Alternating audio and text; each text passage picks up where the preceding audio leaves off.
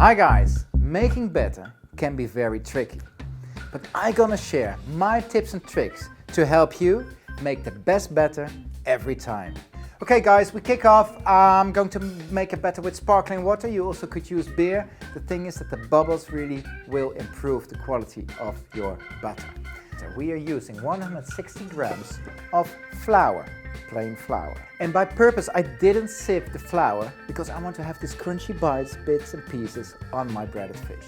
Then 3 teaspoons of baking powder. A nice tip if you want to have this golden brown batter is to have 1 teaspoon of nice honey into your batter. But this doesn't make it sweet, it just gives that beautiful color. So on 160 grams of flour, I'm using 200 ml of sparkling water.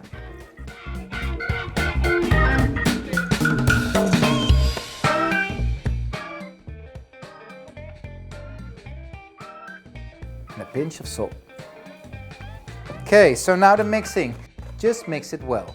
And now I will have the batter in the fridge. Why? Because a cold batter prevents the flour to absorb the oil and you will get a much more crispy batter.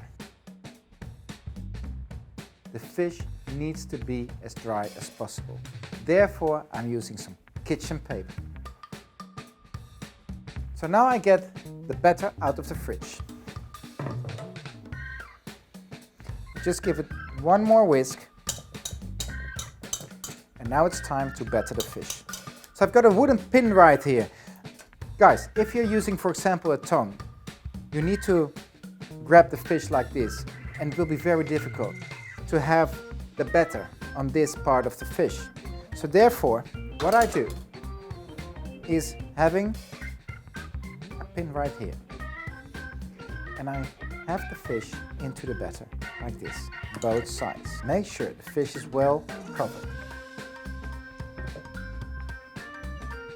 And now we've got the oil right here, and we drop the fish into it.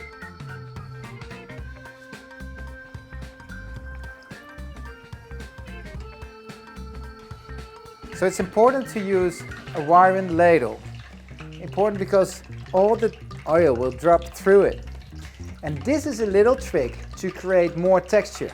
I scoop a bit of the batter on the fish like this.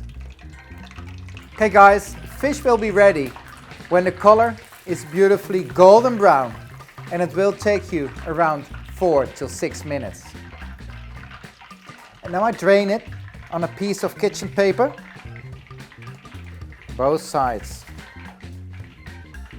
Look at this, beautiful golden brown, crunchy. Now we have a taste.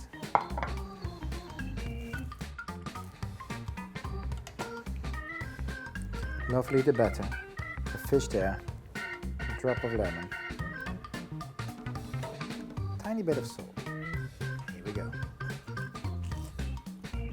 Wow, this is so good. It's so crispy, it's so crunchy, and this batter is so full of flavor. And I guarantee you, if you follow these steps, it will result in the very best batter.